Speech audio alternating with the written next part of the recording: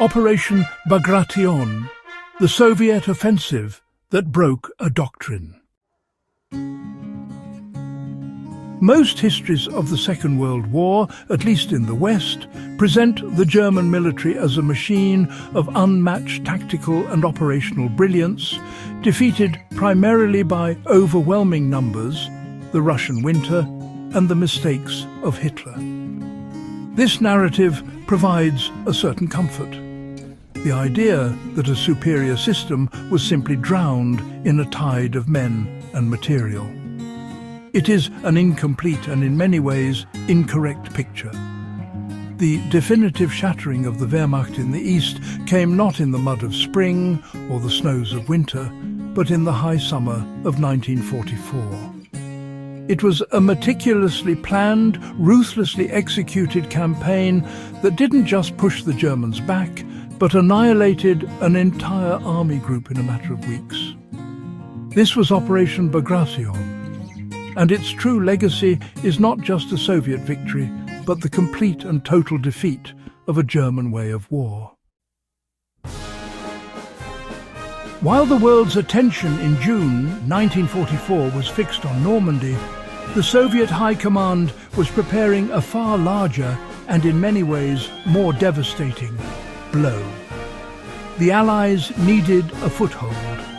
The Soviets intended to dismantle the entire Eastern Front. Bagration was not a battle of attrition. It was a surgical strike at the operational level, designed to prove that the Red Army had not just learned from its enemy, but had surpassed it. To understand Bagration is to understand the evolution of modern warfare, and to witness the grim consequences when a rigid military doctrine meets a fluid, adaptive, and utterly determined opponent. The stage was set not by Stalin's desire, but by German assumption. In the spring of 1944, German intelligence assessed the Soviet summer offensive would fall in the south, where the terrain was more open and past successes had occurred. They believed the swampy forested terrain of Belarusia was ill-suited for large-scale mechanized operations. This was a catastrophic misreading rooted in a failure to appreciate Soviet ingenuity and a refusal to credit their enemy with operational subtlety. The German Army Group Centre, holding a massive salient protruding eastward, was deliberately weakened, its panzer divisions stripped away to shore up fronts elsewhere. Its commander, Field Marshal Ernst Busch, was a loyalist, more concerned with holding fixed positions as ordered than preparing a flexible defence. The Germans were fixated on the concept of the Schwerpunkt, the point of main effort. The Soviet plan was to create not one, but several, rendering the German defence system inert. The Red Army had learned to orchestrate chaos. The opening of Bagration on June the 22nd, 1943, was a masterclass in operational art, a violent symphony in multiple movements. It began not with a massive frontal assault, but with tens of thousands of partisans, operating deep behind German lines, executing coordinated attacks on railways, bridges, and communication lines. In a single night, they conducted over 10,000 demolitions. This wasn't mere sabotage. It was a strategic preconditioning of the battlefield. German reserves, already scarce, would find movement nearly impossible. Then came the reconnaissance in force. Unlike the costly probing attacks of 1941 and 42, Soviet commanders used reinforced battalions to violently penetrate the German forward security zone, not to break through, but to identify the true locations of main defensive lines and command posts. They traded men for information, and well, the information was exact. The subsequent artillery barrage, one of the most concentrated of the war, then fell with terrifying precision. The breakthrough was achieved not by tanks, but by sappers and infantry. Popular imagination sees breakthroughs as the work of massed armour. At Bagration, the critical work was done under the cover of darkness and smoke by assault engineer units and hardened infantry. In the appalling waterlogged terrain, Soviet assault groups used unconventional methods.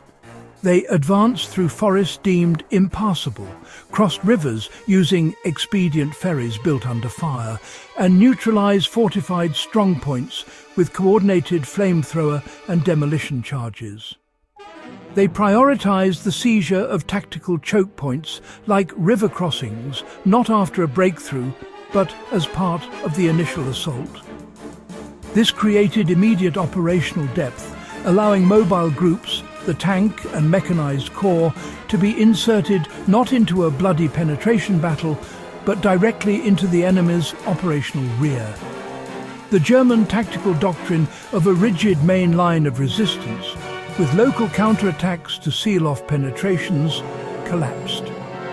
There were simply too many penetrations, and the reserves to counter them were stranded on wrecked railways.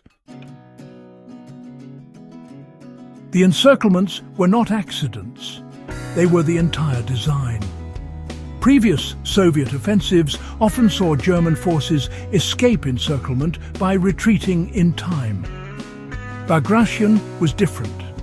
Its operational goals were the specific, systematic encirclement and liquidation of the German garrison towns that formed the backbone of Army Group Center's defense: Vitebsk, Orsha, Mogilev, Bobruisk. Soviet spearheads did not aim for grand strategic objectives on day one. They aimed for road junctions, 50 to 70 kilometers behind the front, methodically boxing in entire German corps. At Bobruisk, the scene was one of total operational disintegration. The German 9th Army, compressed into a marshy pocket, was subjected to relentless air and artillery bombardment. The surviving units attempted a breakout over single pontoon bridges, creating a hellscape of destruction. The lesson here is logistical. An army cut off from its fuel, ammunition and medical supply is not just surrounded. It immediately begins to cease functioning as a coherent force.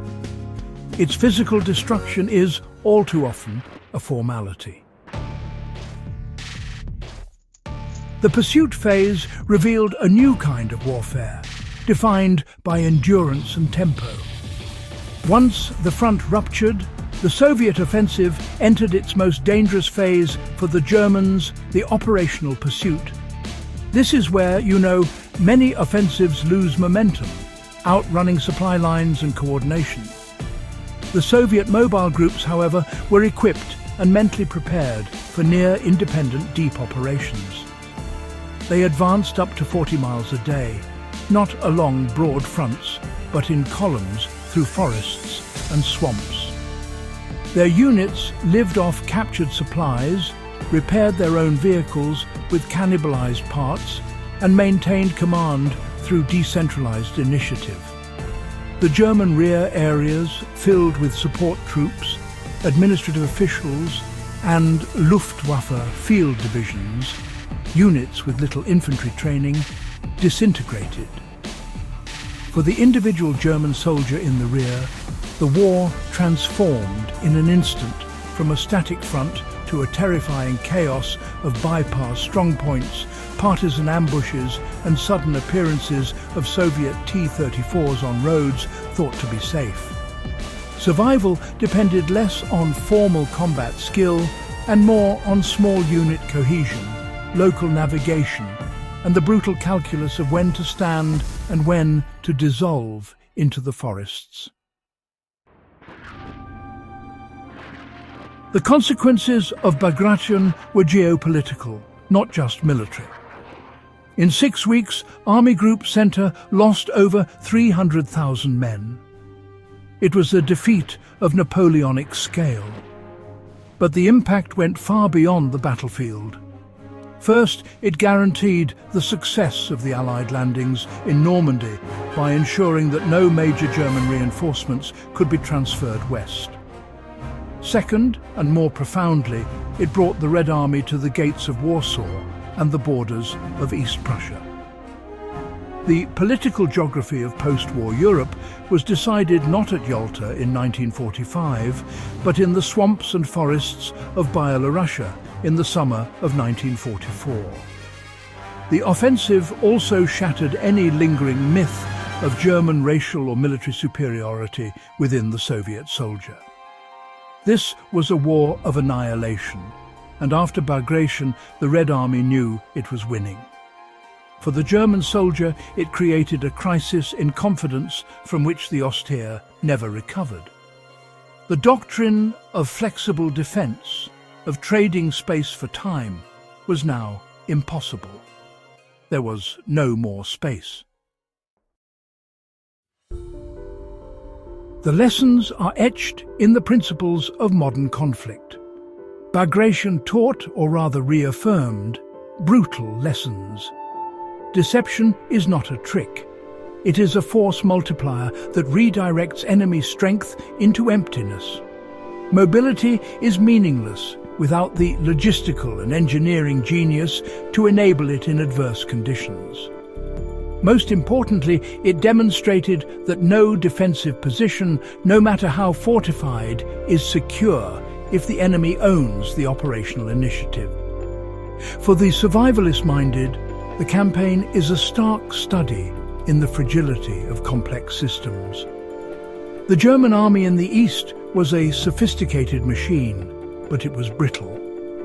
When its command structure was disrupted, its logistical nodes destroyed, and its assumptions proven false, it did not bend, it shattered. The individuals within that system were then left to their own resources, a transition for which few were prepared. We examine these chapters of history not to glorify conflict, but to understand its true nature, which is often obscured by myth and oversimplification. Operation Bagration stands as one of the most complete operational victories in modern history, precisely because it was a victory of mind over matter, of adaptation over doctrine, and of a grim, comprehensive understanding of the realities of total war. It reminds us that in warfare, as in any crisis, the most dangerous assumption is that your opponent will behave as you expect them to. If you value this style of grounded, in-depth historical analysis that seeks the substance behind the story, consider subscribing to War Machina.